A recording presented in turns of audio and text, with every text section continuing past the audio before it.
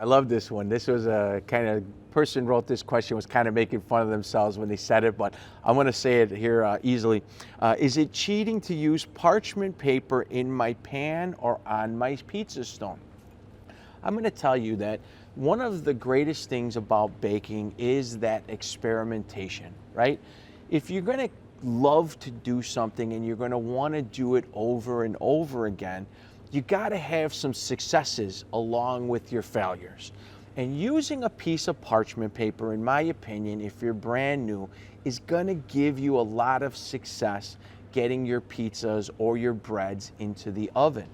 Parchment paper is great because it's able to handle the heat of the oven, and it also be able to be removed very easily when you're ready to. So why do we use parchment paper, or why do people use parchment paper on a pan?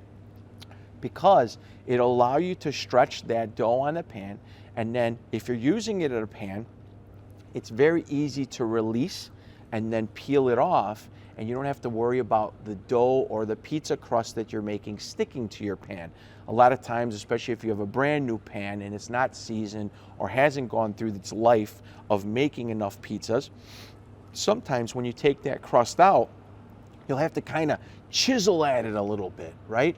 Using some parchment paper inside of that pan will alleviate the sticking part of this. As you continue baking inside of that pan, that stickiness or that crust sticking to the bottom of the pan will stop, and you'll see that the more pizzas that you make, the better that crust will turn out. When we use parchment to go into the oven, let's say we put it on our pizza peel and we transfer into the oven, it'll help you transfer onto your pizza stone or steel or onto the deck of the oven and still maintain the form of the crust.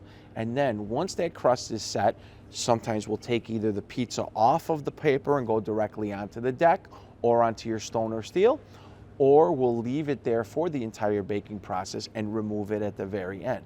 I hope that answers your question. It's definitely not cheating. If you're still learning, I love to use that method. And once you get comfortable enough to do it without it, you kind of take the training wheels off and you're off to the races.